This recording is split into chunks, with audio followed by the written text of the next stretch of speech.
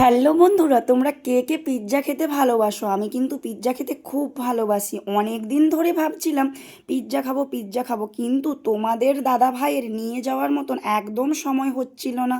আর সেই কারণে আজকে দেরি না করে আমরা চলে এসেছি বং পিৎজাতে। আর সব থেকে মনটা খারাপ করছিল একটু বাবুর জন্য, কিন্তু মন খারাপের কোনো কারণ নেই, বাবুর জন্য পার্সেল অবশ্যই নিয়ে যাব।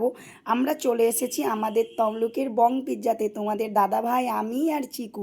সত্যি কথা বলতে আসতে অনেকটা লেট হয়ে গেছে, সেই কারণে দেখো রেস্টুরেন্ট কিন্তু একদম ফাঁকা।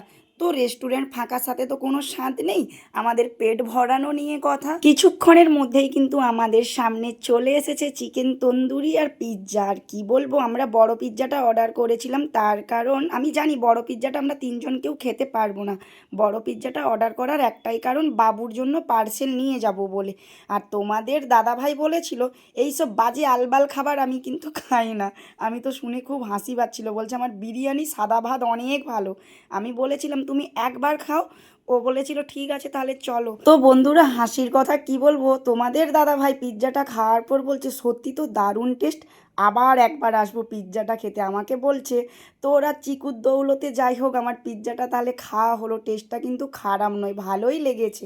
বন্ধুরা, ভিডিওটা ভালো লাগলে অবশ্যই লাইক কমেন্ট শেয়ার করে দিও।